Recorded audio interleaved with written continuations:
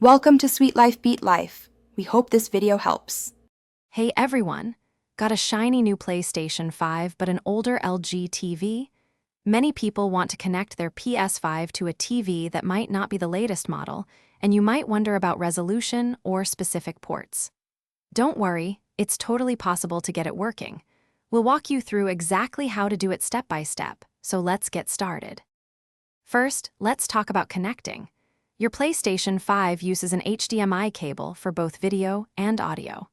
The simplest method is to plug this cable directly into an HDMI port on your older LG TV, if one is available. If your TV only has older ports like component or VGA, you'll need an HDMI converter box to translate the signal. Always pick a reliable one for a clear picture.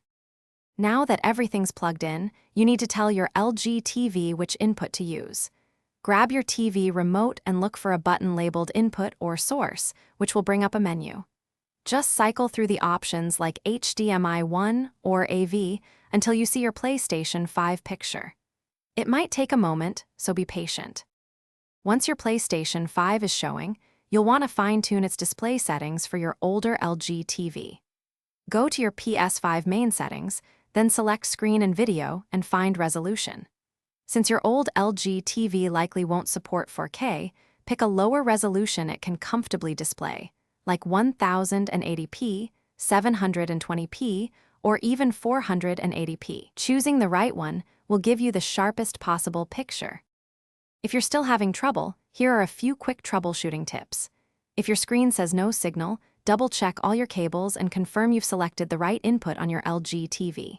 For sound issues, ensure your TV's volume is up and check the PlayStation 5 audio output settings.